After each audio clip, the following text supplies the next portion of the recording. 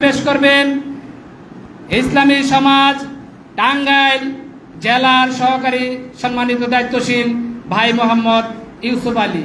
ইউসুফ আলী ভাইকে তার গুরুত্বপূর্ণ আলোচনা পেশ করার জন্য বিশেষভাবে আহ্বান জানাচ্ছি।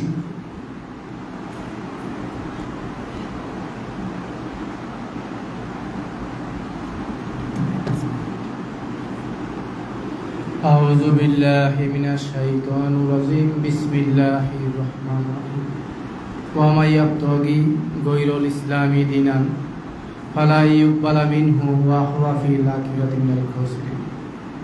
আজকে টঙ্গী থানার এরশাদ নগরের ৬ নম্বর ব্লকে ইসলামী সমাজের অফিসে মাসিক আলোচনা সভা। আজকের এই আলোচনা সভার প্রধান আলোচক আল্লাহর সার্বভৌমত্বের ভিত্তিতে তারই আইন বিধানের প্রতিনিধিত্বকারী নেতা হযরত সৈয়দ হুমায়ুন কবির সাহেব, আমির ইসলামী সমাজ। আজকের এই মাসিক আলোচনা সভায় আরও উপস্থিত আছেন ইসলামী সমাজের বিভিন্ন পর্যায়ের নেতা কর্মী, সদস্য, শুভাকাঙ্ক্ষী এবং দাওয়াতি মেহমানবিন্দু। সকলকে আমার অন্তরের অন্তরস্থল থেকে সালাম, আসসালামু আলাইকুম ওয়া রাহমাতুল্লাহ। আজকের আলোচনার বিষয় হচ্ছে দুর্নীতি, উগ্রতা, বৈষম্য মুক্ত সমাজ এবং রাষ্ট্র গঠন এবং পরকালে জাহান্নাম থেকে মুক্তি পেয়ে জান্নাত পাওয়ার উপায় বিষয়ে আমি আলোচনার শুরুতেই সূরা আল ইমরানের 85 নম্বর আয়াত তেলাওয়াত করেছি, যেখানে আল্লাহ তাআলা বলেছেন, ইসলাম ব্যতীত অন্য কোনো জীবন ব্যবস্থা যদি কেউ তালাশ করে তা তার কাছ থেকে কখনো গ্রহণ করা হবে না। আর এই তালাশকৃত ব্যক্তি পরকালে থাকবে ক্ষতিগ্রস্তদের অন্তর্ভুক্ত। তাহলে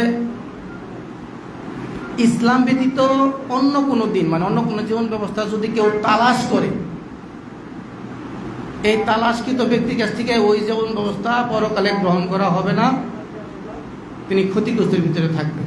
তাহলে ক্ষতিগ্রস্ত মানেই তো জাহান্নামে যাওয়া। আচ্ছা, দুনিয়াটা আল্লাহ দুনিয়াটা সৃষ্টি করছেন, দুনিয়াতে মানব প্রেরণ করছেন। এই মানব জাতি যেই ব্যবস্থা দিয়া নিজের ব্যক্তিগত, পারিবারিক, সামাজিক এবং রাষ্ট্রীয় জীবন গঠন এবং পরিচালনা করার জন্য জীবন ব্যবস্থাও আল্লাহ তাআলা দিয়ে দিয়েছেন। কিন্তু আমাদের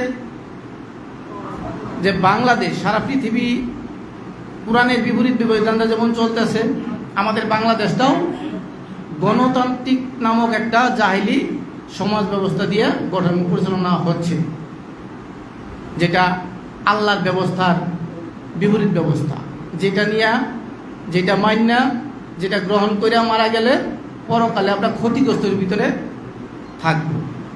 ক্ষতির থেকে মুক্তি পেতে হলে এই জাহিলি সমাজ ত্যাগ কইরা ইসলামের মৌলিক বিষয় গ্রহণ করিয়া আমাদের এই ইহকাল ত্যাগ করতে হবে।